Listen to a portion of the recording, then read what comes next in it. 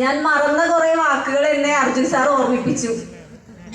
ഞാൻ മറന്നിരിക്കുന്ന വാക്കുകളായിരുന്നു objection your honour, yes your honour. എന്തുകൊണ്ടാണ് ഞാൻ മറന്നത്? ഒരു 6 മാസത്തോളമായി ഇപ്പൊ കോടതിയിൽ കയറിയിട്ട്. അത് വന്നിട്ട് ഏകദേശം 4 വർഷത്തോളമായി ഇപ്പോൾ റോയൽറ്റി പ്ലാറ്റിനം എന്ന് പറഞ്ഞ ലെവലിലാണ് നിൽക്കുന്നത്. എന്നെ ഈ ഒരു ആർസിഎം എന്ന് പറഞ്ഞ ഈ ഒരു നന്മയിലേക്ക് കൊണ്ടുപോകുന്നത് പേൾ അച്ചീവറായിട്ടുള്ള രാജിത ബാബു മേഡമാണ്. അതുപോലെ തന്നെ എൻ്റെ പ്രിയപ്പെട്ട മെന്റർ നോബൽ ജോസ് സാറാണ്. രണ്ടുപേരെയും ഏറെ സ്നേഹത്തോടെ ഞാൻ ഈ അവസരത്തിൽ ഓർക്കുന്നു. സാറ് പറഞ്ഞു അല്ലേ, എന്താ പറഞ്ഞത്? വക്കീലാണെന്ന് പറഞ്ഞു അല്ലേ, ക്രിമിനൽ ലോയർ എന്ന് പറഞ്ഞു. ശരിക്കും എന്താ പറയാ, ക്രിമിനൽ ലോയർ എന്നൊക്കെ പറയുമ്പോൾ എല്ലാവരും പ്രതീക്ഷിക്കുന്ന വേറൊരു മുഖമായിരിക്കും. ആണോ? ഇപ്പൊ കാണാത്ത ആൾക്കാർ അങ്ങനെ വിചാരിക്കുന്നുണ്ടാവും. പക്ഷേ ഒരു 6 മാസമായിട്ട് ഞാൻ കോടതിയിൽ കയറിയിട്ടേ ഇല്ല. അങ്ങനെ പറയുമ്പോൾ നിങ്ങൾക്ക് പലർക്കും തോന്നുന്നുണ്ടാവും എനിക്ക് ചെറിയൊരു വട്ടുണ്ടോന്ന്. തോന്നുന്നുണ്ടോ ആർക്കെങ്കിലും? അല്ല, തോന്നണില്ലെങ്കിൽ അങ്ങനെ തോന്നണം. അത് എന്താണെന്നറിയോ?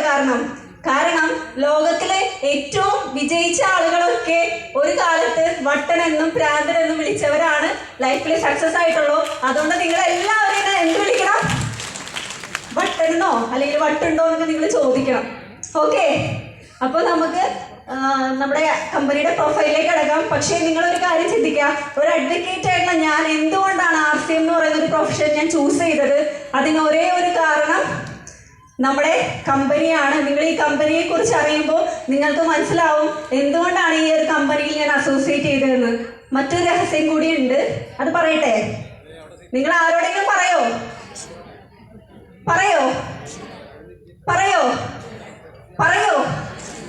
പറയൂന്ന് പറയുന്നുണ്ട്, പറയുന്നില്ല എന്ന് പറയുന്നുണ്ട്. ഞാൻ ശരിക്കും ഈ കമ്പനിയുടെ ഒരു പാർട്ട്ണറാണ്. കണ്ടിട്ട് എന്ത് തോന്നുന്നു? എന്നെ കണ്ടൊരു ലുക്കില്ലേ കമ്പനിയുടെ പാർട്ട്ണറായിട്ടുള്ള? ഉണ്ടോ? കമ്പനിയുടെ ഒരു പാർട്ട്ണറാണ്. നമ്മൾ സിമ്പിളായിട്ട് പറഞ്ഞാൽ ഒരു മുതലാളിയൊക്കെ ആയിട്ട് വരും. ചെറിയ ഇപ്പം സ്ത്രീകൾ എന്താ പറയുന്നത്? മുതലാളിച്ചി എന്നാണോ? എനിക്കറിയില്ല, എന്താ പറയുന്നത് അറിയില്ല. എന്തായാലും മുതലാളിയായിട്ട് വരും. പക്ഷെ എനിക്ക് തോന്നുന്നു അങ്ങനെ കുറച്ച് പേരൊക്കെ ഇവിടെ വന്നിട്ടുണ്ടെന്ന് തോന്നണു ഈ കമ്പനിയുടെ മുതലാളികളായിട്ടുള്ളവര്. അന്ന് കൈവെക്കാമോ? എത്ര പേര് കമ്പനി? ഈശ്വര, ഇപ്പൊ ഞാൻ ആരായി? ഇപ്പോ ഞാൻ ശരിക്കും അതെന്നെ കരയമ്മ മാഡം പറഞ്ഞു. ഓക്കെ, അപ്പൊ എന്തുകൊണ്ടാണ് ഞാൻ ഇത് കമ്പനിയിൽ അസോസിയേറ്റ് ചെയ്തത്? നമ്മുടെ കമ്പനി നമുക്കൊന്ന് അറിയാം. അപ്പൊ എന്റെ കൂടെ വരുമല്ലേ നിങ്ങള്? അപ്പൊ നമ്മുടെ കമ്പനിയുടെ പേരാണ്, സോറി എൻ്റെ കയ്യിലായിരുന്നല്ലേ, കമ്പനിയുടെ പേരാണ് RCM consumer product private limited. ഇത് ബിൽവാരയില് രാജസ്ഥാനിലാണ് ഇത് സ്ഥാപിതമായത്. ഇത് ടെക്സ്റ്റൈൽ ബിസിനസ്സിൽ എൻഗേജ്ഡ് ആയിരുന്നു 1977 മുതൽ. നിങ്ങളൊന്ന് ആലോചിച്ച് നോക്കാം, 1977 ശേഷം ജനിച്ച എത്ര ആളുകളുണ്ട് ഇവിടെ? ഒന്ന് കൈവെക്കാമോ? 1977 ശേഷം ജനിച്ച ഒത്തിരി പേരുണ്ടല്ലേ. അപ്പൊ നമ്മുടെ പ്രായത്തിനേക്കാൾ കൂടുതൽ പ്രായം എന്തിനുണ്ട്? നമ്മുടെ കമ്പനിക്കുണ്ട് എന്നുള്ളതാണ്. 1977 സ്റ്റാർട്ട് ചെയ്തത്. അത് മാത്രമല്ല, ടോപ്പ് 10 ടെക്സ്റ്റൈൽ മാനുഫാക്ചറിങ് കമ്പനി ഒന്നാമതായിട്ട്, അതായത് 10 നല്ല ഏറ്റവും ടോപ്പ് 10 കമ്പനികൾ ഒന്നാമതായിട്ട് നമ്മുടെ കമ്പനി ഉണ്ടായിരുന്നു എന്നുള്ളതാണ്. നമുക്കറിയാം റയമണ്ട്സ്, മഫത്ലാൽ, അതുപോലെ തന്നെ വിമൽ, ഇങ്ങനെയുള്ള കമ്പനികൾക്കൊക്കെ തുണി നമ്മൾ കൊടുക്കുന്നത് നമ്മുടെ കമ്പനിയായിരുന്നു. അത്രയും നല്ലൊരു കമ്പനിയാണ്. 10ഓളം കമ്പനികളിൽ ഒന്നായിരുന്നു. നമ്മുടെ ഫൗണ്ടറാണ് ആരാണ്? എന്നെ കമ്പനിയുടെ മുതലാളിയാക്കിയത് അല്ലെങ്കിൽ മുതലാളിയാക്കിയത് നമ്മുടെ പ്രിയപ്പെട്ട TCG ആണ്. സെക്കൻഡ് ഗാന്ധി എന്നാണ് അദ്ദേഹത്തെ പറയുന്നത്. നമ്മുടെ കമ്പനിയുടെ MD ആണ്. ഒരു മനുഷ്യനെ സെക്കൻഡ് ഗാന്ധി എന്നൊക്കെ വിളിക്കണമെങ്കിൽ നിങ്ങളൊന്ന് ആലോചിച്ച് വെക്കുക, അദ്ദേഹത്തിന്റെ വിഷൻ എന്തായിരിക്കും എന്നുള്ളത്. ഒരു ഗാന്ധിയൻ കൺസെപ്റ്റ് തന്നെയാണ് നമ്മുടെ ആർസിഎം എന്ന് പറയുന്നത്. സ്വദേശവൽക്കരണവും ആളുകളെ സ്വന്തം കാലിൽ നിർത്താനുള്ള ഒരു ആർജവും കൊടുക്കുന്ന ഒരു പ്രസ്ഥാനമാണ് ആർസിഎം. അതുകൊണ്ട് തന്നെയാണ് അദ്ദേഹത്തെ നമ്മൾ സ്നേഹത്തോടെ എന്ത് വിളിക്കുന്നത്?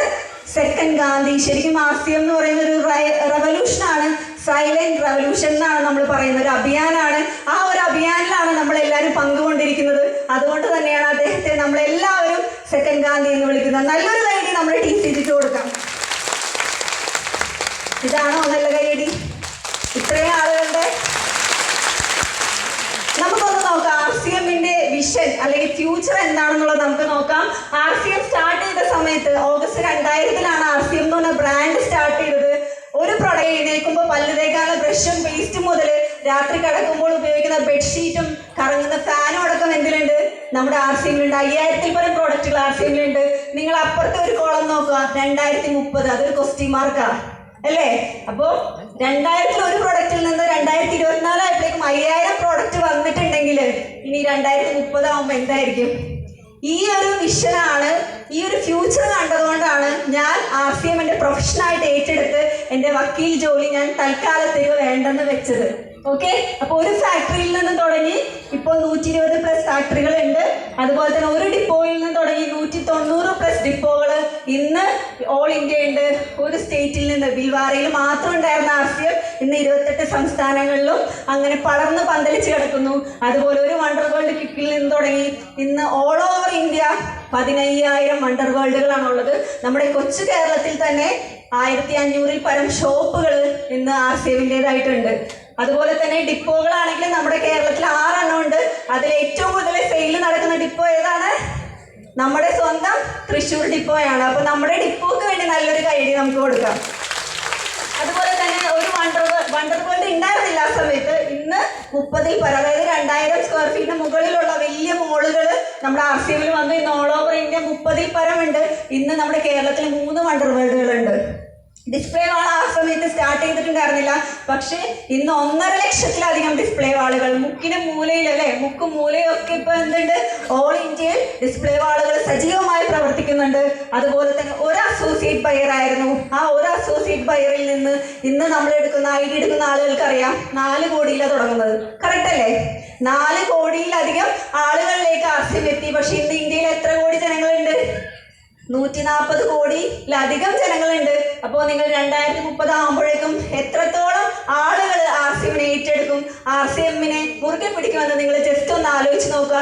ഈ ഒരു ഫ്യൂച്ചർ ഞാൻ ഇന്ന് പ്രസന്റിൽ കണ്ടതുകൊണ്ടാണ് ഇത്രയും വലിയൊരു കമ്പനിയുടെ മുതലാളിയായിട്ട്, പാർട്ണറായിട്ട് ഞാൻ വന്നതുകൊണ്ടാണ് എൻ്റെ ഒരു പ്രൊഫഷൻ ഒരു സൈഡിലേക്ക് മാറ്റി വെച്ചിട്ട് ഞാൻ ആർ സി എം എൻ്റെ സ്വന്തം കമ്പനിയായിട്ട് ഏറ്റെടുത്തുകൊണ്ട് ഞാൻ മുന്നോട്ട് കൊണ്ടുപോകുന്നത്.